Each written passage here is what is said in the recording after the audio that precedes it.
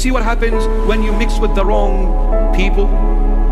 He said, Father, you know very well what I do for a living. So let's not kid ourselves anymore. Don't waste your time, and definitely don't waste my time.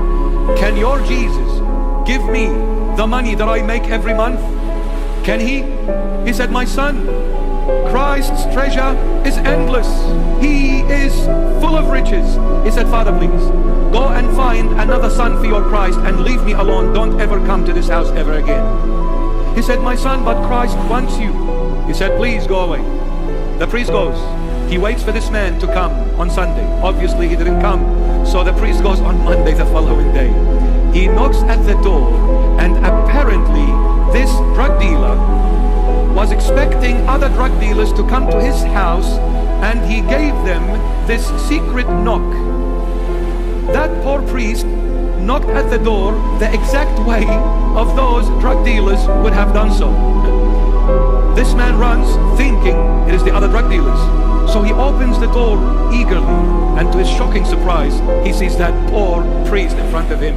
Out of anger and frustration, he punches the priest in the face, knocks him to the ground, and breaks one of his teeth, and blood started coming out of his mouth, from his mouth.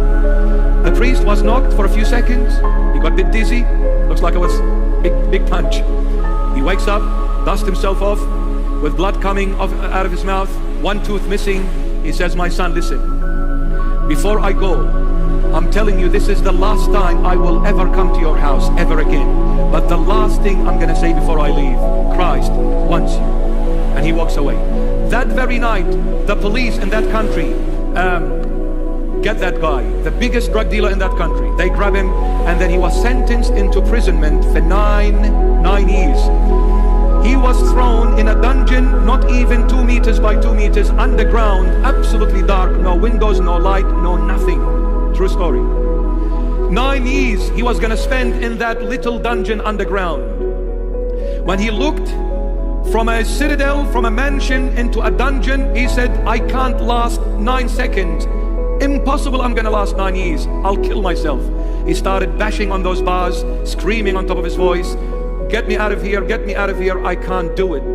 That prison warden came laughing at him. He said, outside you were like a lion. Look at you now, you little mouse. You can scream for as long as you want and as much as you want. You are underground. No one will ever hear you. No one will ever come to your rescue. You will rot like a little mouse in this dungeon. He said, this guy is telling the story himself, true story. He said, when I sat in that dungeon, absolutely destroyed. He said, I heard a noise in that dark dungeon. I became frightened. I said, oh no, there is another person in the dungeon. Maybe he's a serial killer. He's gonna rip me apart. He said, and I saw a small bright light coming in that dungeon. I became afraid. He said, the light started to become bigger and stronger, bigger and stronger. He said, until it became so bright, the entire dungeon was lit up with a light that is stronger a million zillion times than the sun we see in heaven. And in the midst of that light, I see Jesus Christ of Nazareth sitting on that ground in that dungeon with both hands and feet chained to the ground. I said, Lord, what are you doing here? What are these chains in your hand, and why are you in this dungeon? And then he said, the Lord spoke to me. And when he spoke, he opened his mouth, and I saw blood coming out of his mouth, and I realized one tooth was missing in his mouth. He said, Lord, what happened to you? Who did this to you? And then he said, my son, you did this to me. You. He said, I threw myself at his feet, crying like a baby. I said, Lord, how could I have done that to you? Impossible. When? How? He said, my son, do you think I am a harsh master? It was me, Jesus Christ of Nazareth, who sent that priest your way. He is my servant. I sent him to you. I was searching for you through this priest, and I begged you to come to my house. You refused my calling. When you punched that priest in the face and you broke his tooth and made blood come out of his mouth, you did not punch the priest, you punched your Jesus. For I am that priest. He said, as I was crying, shedding tears like a baby, I said, Lord, forgive me. Lord, forgive me. Lord, forgive me. For I have done all this to you. I, the blind, the miserable person I am. I beg you to forgive me, Lord. He said, as I was asking for forgiveness, I saw the chains coming out of both hands and feet. And he said, he started rising up and going up and up. And as he was going up, I was saying to him, Lord, I promise you, when I come out of this dungeon, I am all yours for the rest of my life. Give me that chance, Lord. Give me that opportunity to come back and compensate for every time and moment I have damaged and hurt you, my Lord. Let me heal your wounds. He said, as he was going up, I saw a big smile on his face. He was looking down at me with a huge smile, and he said to me, I, Christ, want you. The exact words which the priest says to everyone. It was the Lord speaking through him. That man asked for the Holy Bible. He was given a Holy Bible. He lived in a country that was ruled by a different religion, but they brought him the Holy Bible, because when Jesus is with you, no one can stop you. So they brought him the Holy Bible. He spent the 9 years in that dungeon, came out of the dungeon memorizing the Holy Bible from cover to cover by heart. He memorized the entire Bible by heart, and he became one of the most famous preacher ever to exist of his time in that particular country. From the biggest drug dealer to the biggest preacher of the gospel of Christ. How did that happen? Because he went into the prison. He was put to the test. Who threw him in prison? The devil. Who allowed the devil to throw him in prison? The Lord Jesus. When we go through hard times, they can soothe a lot of wounds. They can be a healing to so many issues that we had in our life before. Troublesome times are good if we focus on Christ. Story, I've shared it so many times, but I'll need to say this. There was this father who had his young son with him. The father was extremely faithful to the Lord Jesus. This is a true story, my beloveds. He used to go to church every single Sunday and take his son with him without fail. One day the father became sick and he departed from this world. This son remained alone. No parents. The mom had already gone before. The father departed.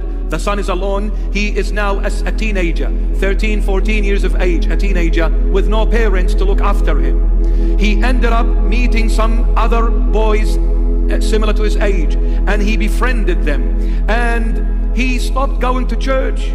20 years, that priest in that particular church, which he was very close to his dad, he kept asking about the son for 20 years. He never gave up asking of the whereabouts of this young boy, with no address to this young man. After 20 years, this man walks into the church and he says, Father, I've heard that you've been asking about so-and-so. Is that true? He said, yes. He said, do you want to see him? He said, of course. He said, here is the address, Father. He lives at this address. Wow. Monday came. The priest ran to that boy's address. He knocked at the door. That boy opens the door. He is a grown-up man now. 20 years have gone by. He is a mature adult man. When he opened the door, he recognized the priest from that childhood of his. He said, oh my goodness, Father, welcome, welcome, please come on in. What a lovely surprise this is. This priest, it's a true story. He was illiterate. He did not know how to read nor how to write. Absolute illiterate. He had memorized all the liturgical books of the church by heart because he didn't know how to read and write. He memorized every book, the liturgies, the baptism, the marriage. He memorized them all. He sat down and he said, my son, Christ wants you. And this was his statement to every human being he would meet. Christ wants you. That was his statement. To every person he would meet, he'd say, Christ wants you. He said, my son, Christ wants you. You've been missing in action for 20 years. He said, Father, I promise you, next Sunday you will see me in the first row sitting in the church. He said, I will be waiting, my son. Sunday came. That man did not show up. The priest goes on the following day, Monday, again to his house, knocks at the door, and he opens. He says, oh Father, come on in. I'm so sorry. You know what, Father, I was gonna come, but something came up in the last minute and stopped me from coming. please forgive me, Father. Next Sunday, I promise you, I'm coming and I'm sitting at the front row. He said, I'll be waiting. Christ wants you. And then Sunday comes. That man does not show up. The following day, Monday, the priest goes again, knocks at the door. That son opens the door and sees the priest. He said, Father, listen, let us not kid ourselves. You know very well what my job is. That young boy, when he mixed with the wrong people, so-called friends, they led him to the dark path. He ended up being the ringleader of the biggest drug syndicate in that country, the biggest drug dealer in that country. This innocent young boy who was going to church without fail religiously every Sunday ended up being the biggest leader of the drug syndicate in that particular country.